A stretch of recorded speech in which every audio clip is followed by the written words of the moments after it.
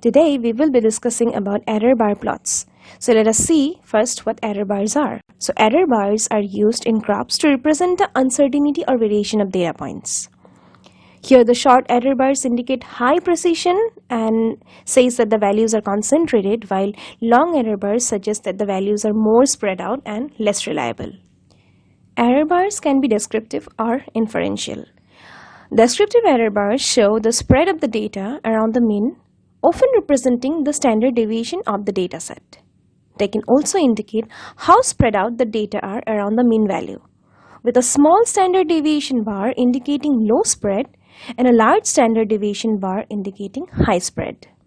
Whereas inferential error bars provide information about the reliability of the mean value as a representative number for the dataset. They can represent confidence intervals, standard errors or margin of errors, and their length gives an indication of how much uncertainty there is in the data. Now let us see how to make an error bar plot in MS Excel. So we have a data here where we have the information about the heights of 5 plants which are grown in different conditions, that is condition A, B and C. And we want to see the variability in their heights if they are grown in different conditions. For that we have to find the average height of each plant that are grown in different conditions.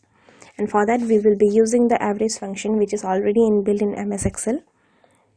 And to show the variations, we'll find the standard deviation using the stdev function, which is also inbuilt in MS Excel.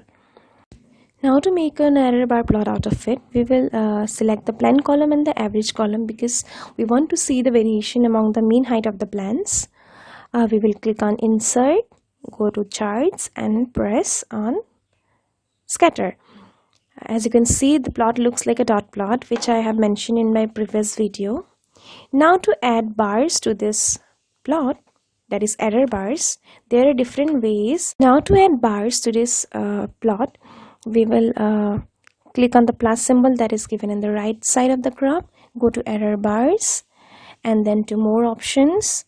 There are other ways like standard error, percentage error, standard deviation, but we'll go to more options and we will select direction for both, and we will be having the cap style and click on custom, and then we will specify the values that will come as errors.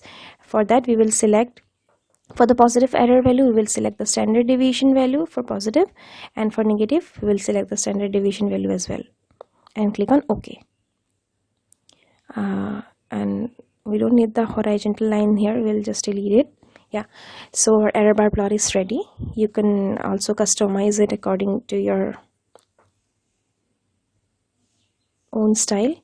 You can color the bars or color the whole plot. For now let us keep blue. Yeah, and let's color the bars. For the error bars, go to right click on the bar, go to format error bar,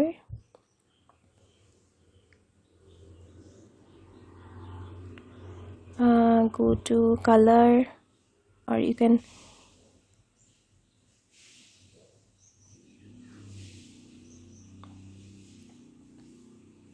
increase the width of the bars. You can also change the color. Let's keep maroon for now. Yeah, and we are done. From the plot we can see that plant 1, 2 and 3 are having long bars, whereas plant 4 and 5 are having short bars, which indicate that the heights of the plants are not much affected by the conditions in case of plant 4 and 5, whereas in case of plant 1, 2 and 3 the heights are pretty affected by the conditions in which they are grown. So with this I'm concluding the video. Thank you.